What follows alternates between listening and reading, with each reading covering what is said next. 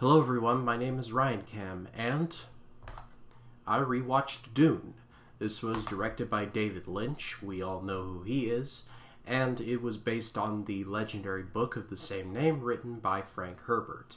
This version starred Kyle MacLachlan, Virginia Madsen, Brad Dourif, Sting, Patrick Stewart, and a lot of others.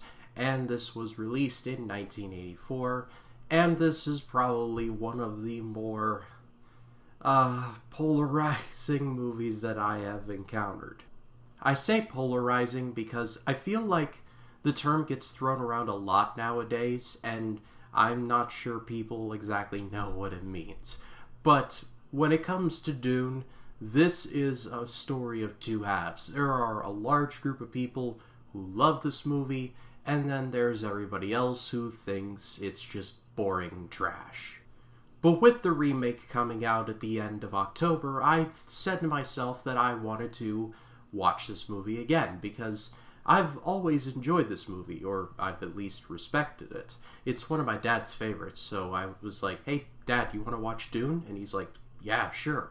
So popped in the Blu-ray, and we watched it. And honestly, with respect to those who dislike this movie, I do understand, and this video will not be the type of, oh, if you don't like this, then you're a smooth brain. Like, that is not my intention. This is a challenging movie. And by challenging, I mean, it's a 2-hour and 15-minute, like, hardcore sci-fi space opera about houses fighting each other on distant planets, all over a substance that we don't even see. All that we know is that it turns people's eyes blue sometimes. Star Wars, this ain't. Lord of the Rings, this ain't. I know what I'm going to be complimenting here. However, I have a large amount of respect for this movie. It's not perfect, but I treat it like I treat Man of Steel.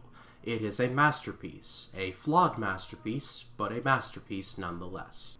I guess I should talk about the plot, and I'm gonna just try and make a long story very short, but essentially it tells the story of two houses, House Atreides and House Harkonnen. House Atreides are going to the planet Arrakis to mine for this spice called melange. It is the most precious substance in the universe.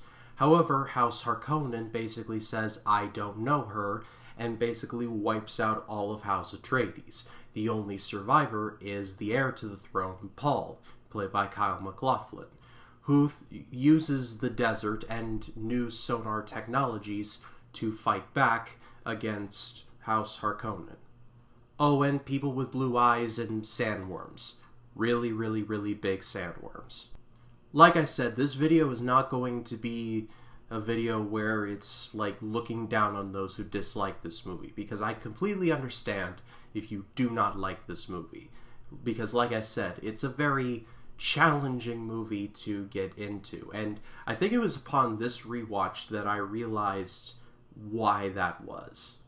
This is a 2-hour and 15-minute movie that at times feels like it's just talking more than showing. And they're fighting on a planet that is pretty much completely inhospitable to humans. Oh, and this all takes place in the far future. We're talking about the year 10,000, where people talk in strange British accents and talk about trade disputes. I say that with all the Star Wars prequels in mind. Why do I like it, or why do I have respect for it? Well, a couple reasons. Number one, the cinematography. The cinematography of this movie was just unbelievable. Still is to this day. This being the mid-80s, CGI was not at where it is, especially nowadays.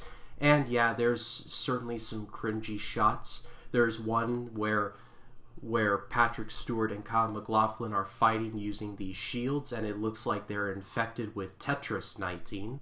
But 9 times out of 10, everything looks like it's shot on location using practical effects. And considering some of the designs for some of the robots and, say, the sandworms, it's pretty impressive. The sandworms especially are just terrifying looking. These worms aren't your typical no,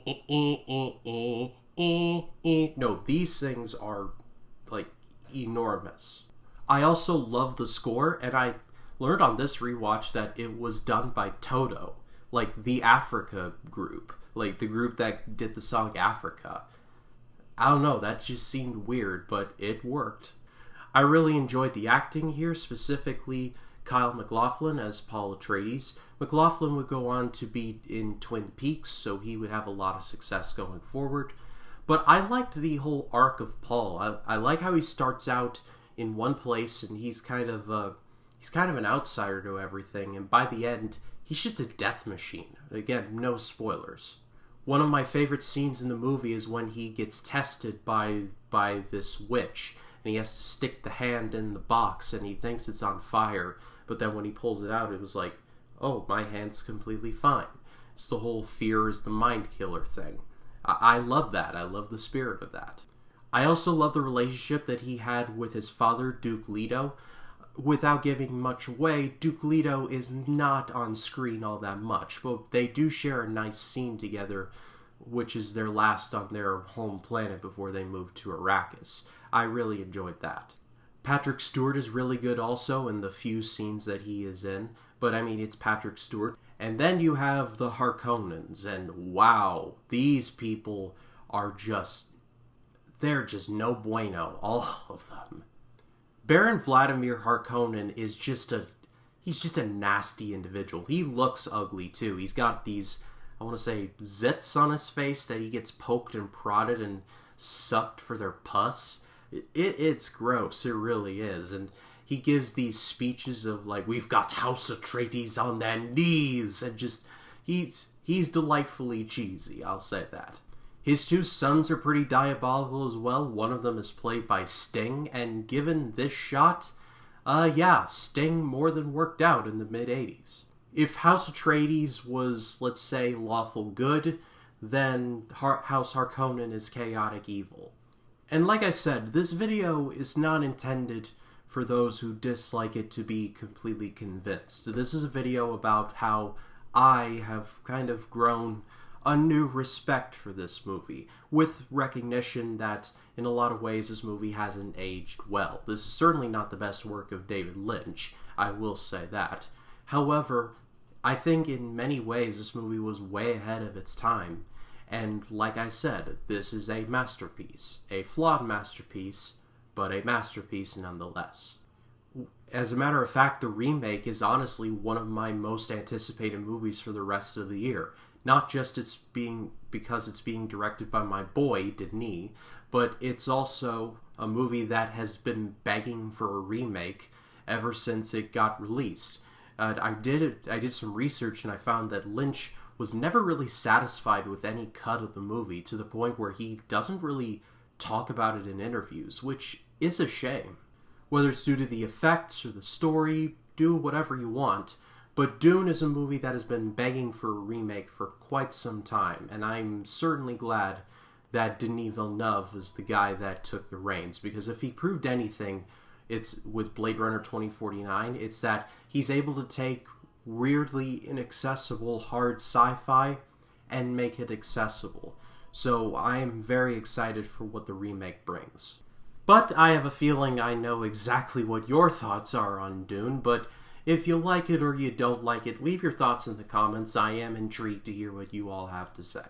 And if you like this video, please be sure to leave a like, comment your thoughts down below, and if you like this video and you want to see more like it, hit the subscribe button and click the bell to allow notifications. That way when a new video drops, you'll be the first to know about it. My name is Ryan Cam, and fear is the mind killer.